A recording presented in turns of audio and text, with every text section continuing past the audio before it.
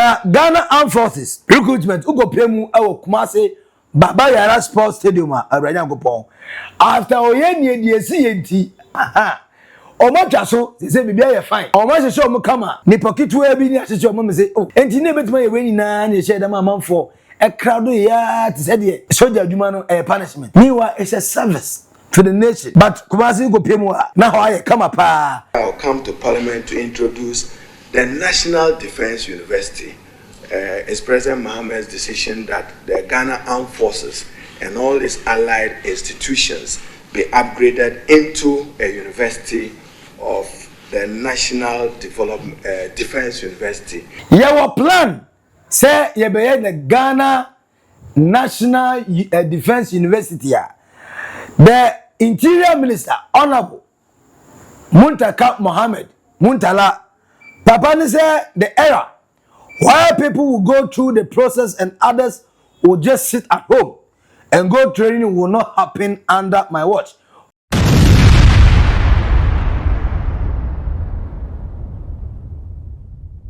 After said the Interior Minister, Honorable Mohammed Muntaka Mubarak, Papa Mega said after the stampede, I see Awak Sports Stadium, nipa baku 6. Ghana for this year, Muga go pay Ghana Army Service. Akoye adwuma, ye adwuma ni kuro no mu. Enti boys go pay adwuma be ye koya ya ma. Boys the guys ya, omuga koye adwuma no emma baku 6. Omina. We minti mi gase Nyankopon na ato ne nsa afro mo. Ghana mpanimfo anya hwe ha, anya hwe ye. Amanage niema ye including the Ghana Armed Forces. Amani process amoyema omunya Nyankopon ato ne nsa afro mo. Omawu ko simple and short. Now why another Interior Minister Mubarak Muntaka Mohammed eka say the government of Ghana of the day, the NDC and the John Dramani Mahama, after that regrettable act nasi apply say omu the new method ebeba ama nese open Ghana soldier akonkwan dia ubetima ko almost suspended the entire activity. But ene army can say on the 20th of November 2025, ese eba be starting now say ana den eba be ye ugo premu ewa Ewak Stadium Nicholson Park eho yebeba ebi wo ho Air Force Base eno so yebebi wo ho ana Eastern Naval Command in Tema eno so yebebi wo ho na yese uwie so a applicants na ya group yebe group into batches of 600 na moi yebe select no so no yebe notify mo with SMS text message na ma hu say oh that say mo ba ha na mo call location e we me say aba. Having said that there's no what do you call it policy on protocol, but what I'm saying is that I will ensure that anyone who has to go for training is qualified. Okay. And when I mean you qualify, you've fallen from within the age, you have done your medicals and you have passed your medicals and you've gone through the process. The era where, with a greater respect, others will go through this drudgery and do all this body selection and others sleep in the home and they only come to go to training. I am promising you on my honor that will not happen under my words. So is it then the case that you have a threshold for the number of people you're reserving for the purposes of protocol? Is that the case? No. So how many people do you envisage? How many people? And apologies, let me just finish the question. How many people do you envisage that you would recruit through the protocol approach? What I'm saying is that I am not going to allocate anything. Say, oh, I'm doing this one for protocol. For example, those who lost their life in the Elwak incident. I think I heard the Deputy Minister of Defense saying that we will give a family member an opportunity to come in. Maybe you call that protocol. We have people that have been working with our teams, like the police force, the immigration force, the fire ban, persons like that who have already been working with us, and now an opportunity for them to be regularized. Obviously, we'll be given priority. Remember when we were teaming up with the employment to pick these volunteers, what we call the police volunteers and NYE, the ones that went to fire, all those guys, we promised them that, look, come, because this one is like a sacrifice. What you are getting is not, cannot be called a salary, cannot even be called a wage. It's just a stipend. Come and be helping us. When the portal is open, we'll prioritize you. Okay. Those, when they apply and they are in the queue, in the process, and we get to the finish, you pass your medicals, you pass this, and you are among those ones. Obviously, we'll try and prioritize you. You may call the protocol, but if I tell you that now, I'm going to anticipate that, oh, there'll be 20. I'll be lying to you. Okay, the reason why I'm asking the question, there'll be 100, I'll be lying to you. Yeah. Enti eba say na enedue yi ani yehu sa no krewe. So over the years stampede dudu esi nipa nwuye nti. Over the years, overcrowded areas when it comes to military. And we couldn't reason with military, special intelligence. And we say, stampede require one thing at Ghana. We are not so good at controlling. We are so bad at controlling crowd. Because Ghana ni who say, oh, the crowd so now didn't say, oh, Yankupon. Oh, ya know they are bad too. And then Namoso, Kankasa or Goy Serani. So the Yen crowd, Yankana Sam Tabita Ku.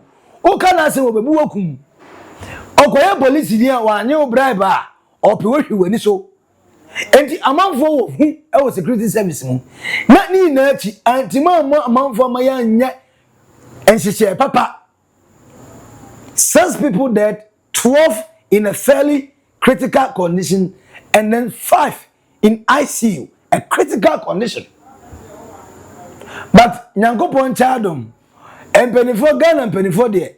Kwane nya this any wu ansana ye hu say oh e say kwan no traffic light na say this any wu asina hu say traffic light no market ni shiwia and hu say market we ehia modern market parliament e just as say to man use parliament ehia renovation stadium say caf e ka chese muntimi mobo wa ha afi na hu say ehia maintenance Ghana ni de bia akoyese asema ma yentuifo asema ma yensuo nyansa enti eno nti eho adawroma nipa says na nka ibetimi de ayeyi enei eteki rocket science eteki say ye go space ansa na ehu say de betima hyehyɛ mu 600 amam SMS your private organization cry ma manfo adwuma ye memo adwuma no ubenya SMS plus email your government even institution na 1 million coders ebayi you will be sent an SMS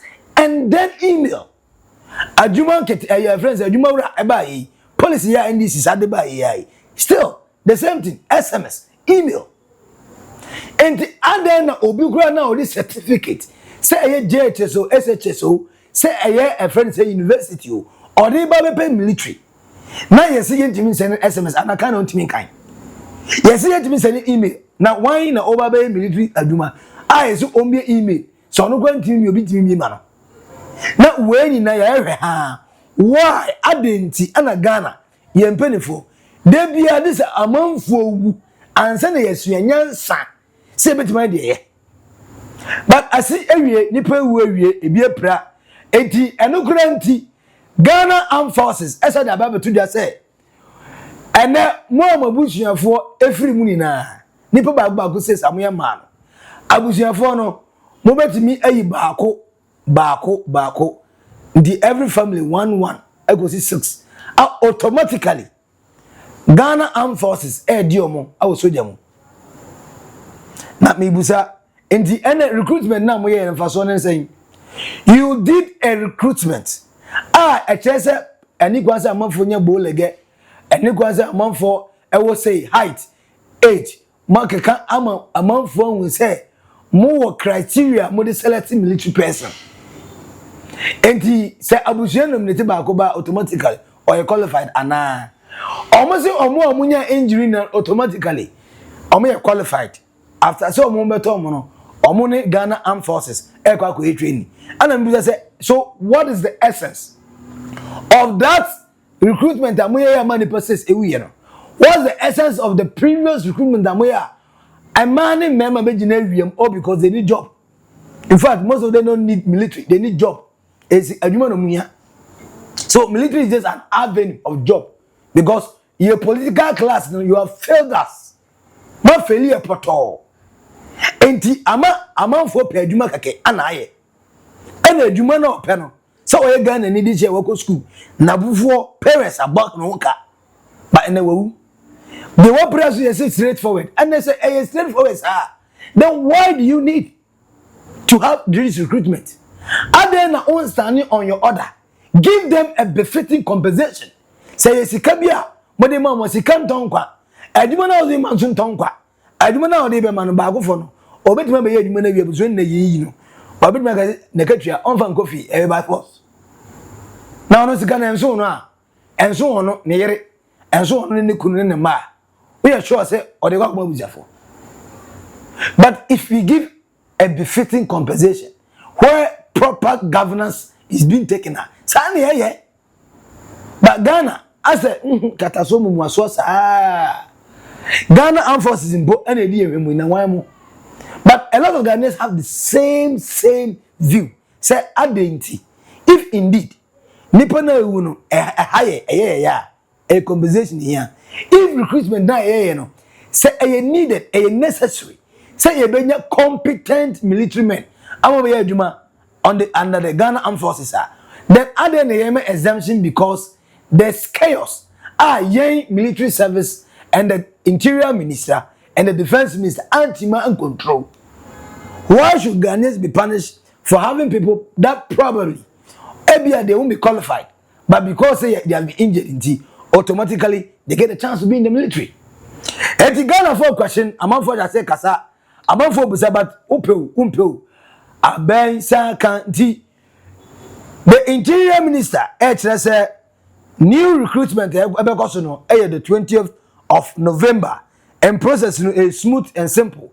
Accra only 3 centers instead of formally 1 center by Airwork Sports Stadium and the Airwork Sports Stadium Eka home Nicholson Park Eka home and Air Force Base Eka home and the Eastern Naval Command in Tema as you can see 4 what the Tamakan one I go 4 Venus you bet my way na way na da and I went to my but almost say afedie obeye amana ayefe na Ghana Armed Forces recruitment ugo premu awo Kumasi Baba Yara Sports Stadium abranya gopon after oyenie die si yenti omo so say bibia ye fine omo se omo kama ni pokitu e bi ni asese omo me say oh enti na betima ye weni na na share da manfo e crowd ya ti said ye soldier adwuma no punishment meanwhile it's a service to the nation but Kumasi go pay more na how I come pa now one good news and one interesting and controversial news at the same time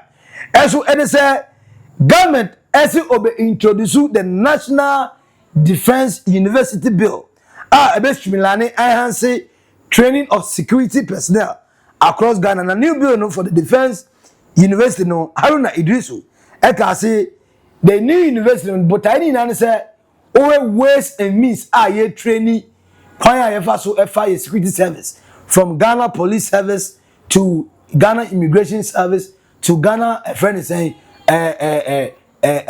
Armed Forces, Ghana Navy, Ghana Air Force, all the security agencies, you know, and so proper and adequate education.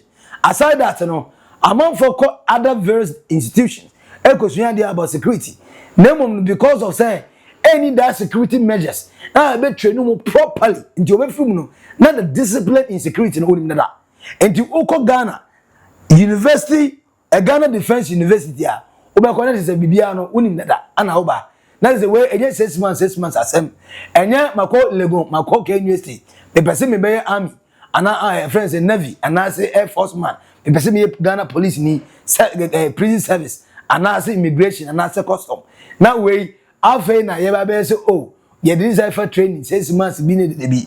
Koshian dear, Nehua dear, Nebra, never yet Juma pa Edema Ghana.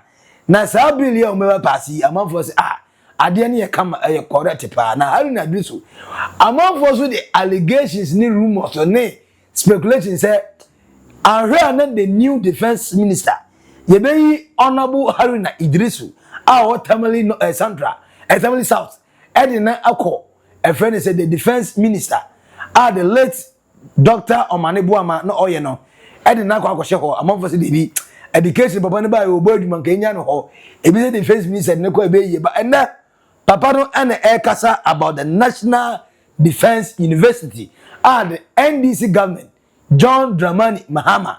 Any Jenana Opoku Ajamani Vice, any NDC for a person where Eddie Magana is way a long overdue because 6 months of no. Yeah, we are co-professional, different profession altogether. But soldier, police, and other need 6 months. A baby and anything I've seen there. Crowd control, God, that's where they at the way bill ready. A idea make me fast now. Also, fast one, very good. So fast one. For commenting on eto comment section, I say. Where in the world, Speaker Bagbin will qualify for a governor's chair of any institution of higher learning, whether it's Yale or it's Princeton or it's Oxford or it's Cromwell, everywhere in the world, given his standing and given the enormous experience he has acquired over the period. So, Professor Atuahine, on my way here, Mr. Speaker, forgive me that I'm talking for long. I have to subject you to whether you have met our regulatory requirement to function as a university. Yes. And Mr. Speaker, I'm happy to announce that he has passed. The Ghana Tertiary Education Commission related to me that they were satisfied with what you are doing and that you have a lawful, legitimate accreditation. And for some other academic courses, you have to come back to them for accreditation, which we'll be happy to grant you, Mr. Speaker. Mr. Speaker, it's not just you. I'm sure sooner than later I'll come to Parliament to introduce the National Defense University. It's President Mohammed's decision that the Ghana Armed Forces and all its allied institutions be upgraded into a university of the National Defense University, NDU, will come to Parliament to introduce a bill on that. So to Professor Atuahine, I should commend Speaker Bagbin, and I believe that many of our academic institutions in Ghana are listening. You can establish a chair in governance. Then once in a while, you can invite the like of Mr. Speaker, former speakers, former experienced members of Parliament to share their views on governance and the administration of the country generally, to understand what Parliament does and what Parliament would not do. So, Mr. Speaker, I should commend you highly for your plan. Say you be the Ghana National Defense University. The Interior Minister, Honorable Muntaka Mohammed Muntala, Papa say the era where people will go through the process and others will just sit at home and go training will not happen under my watch. When you say Ghana soldier there, it is we say protocol for your form we, but if the one for good we must have any assume by inform now not the former defense minister, Honorable Dominic Nitu, kase NDC for nipa do a kokoye parade ya ema ewak amon for we.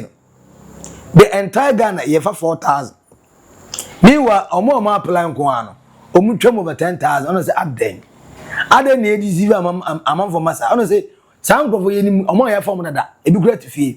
But the Interior Minister Mubarak Mutaka say, "Ebia MPP mu ATS mu ne be chacha. Ana mo de be for party food soldiers. E de ko say mu ono de. The time with the NDC and John Dramani Mahama mu be transparency.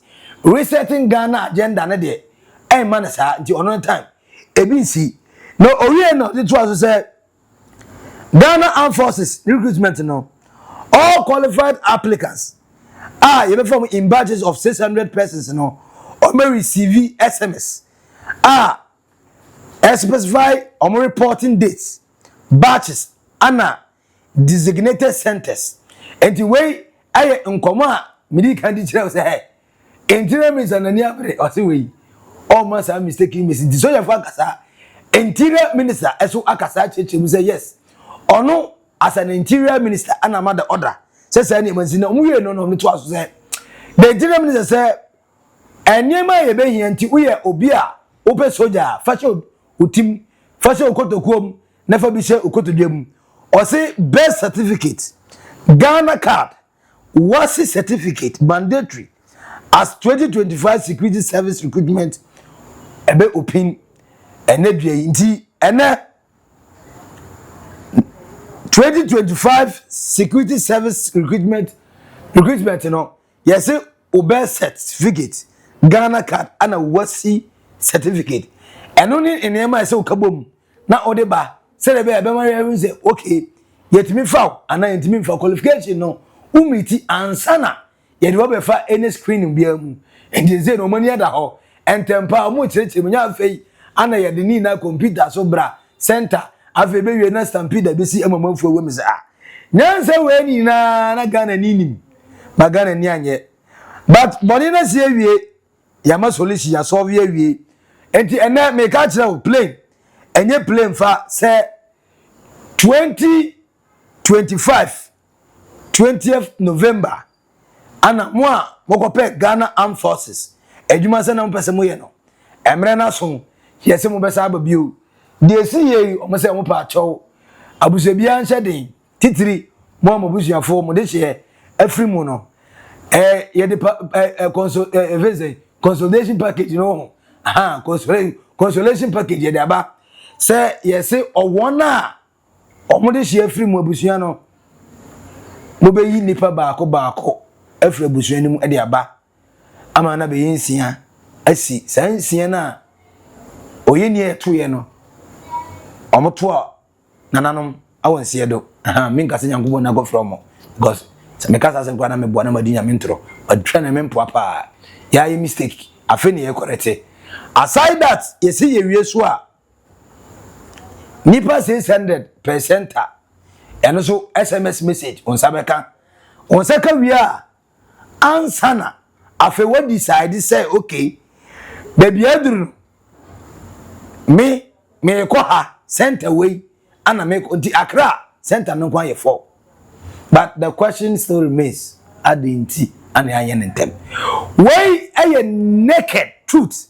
our old burger trends now me pese we do comment into comment section na say kan no kura kire me pese me ebia na me no kura no me ameka no me hye de hu ni ye de na ususu hu say aye the right thing ana afi de ye no na ye betima the better things say ye be make sure say sa nema we ensi ana anye proactive adenti na Ghana yentimi maintain hwinti de bia ye twen ama asem si ansa na solutions. Is it an attitude we were raised with? Is it some cultural hindrances or some tradition that display in us yentimi for go adenti na ayedin say you better be proactive as educated academics, people who have been placed in leadership, including security personnel who are supposed to have security intelligence, especially regarding some of these situations. I don't see. For a comment to comment section, I see we are subscribe, like it, na share unya, every edino, back up Maxi Billian, our naked truth or Oldboga trends. Macau, bye bye.